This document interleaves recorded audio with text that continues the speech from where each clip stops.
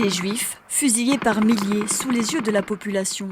Ces massacres ont été perpétrés pendant la Seconde Guerre mondiale en Europe de l'Est. Dans cette bande dessinée, c'est leur histoire qui est racontée à travers la parole de témoins de l'époque. Ils n'étaient alors que des enfants. 80 ans plus tard, des étudiants de l'université Champollion sont retournés enquêter sur les lieux de ces exécutions, à la rencontre de ces témoins qui ont vécu l'horreur du génocide.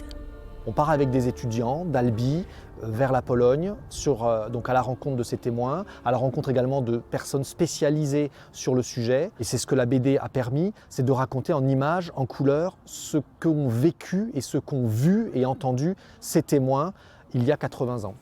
Des récits bouleversants pour ces étudiantes. C'est les derniers témoins de ce qui s'est passé durant cette période-là. Et c'est quelque chose qui nous marque parce que leurs histoires, on est un peu les derniers à les avoir entendues, parce qu'ils vont disparaître malheureusement. La Shoah par balle, c'est ainsi que les historiens nomment ces exécutions, un terme et des massacres moins connus que les camps d'extermination. Une des caractéristiques de la Shoah par balle, c'est que ça se produisait dans l'espace public, devant une population. Et donc cette population parfois assistait à ces horreurs. Et ces témoins n'ont jamais parlé, ou très très rarement, et ça fait une différence fondamentale avec ce que l'on connaît en France. Et donc il nous est arrivé d'interroger des témoins qui, pour la toute première fois, s'exprimaient devant des enquêteurs.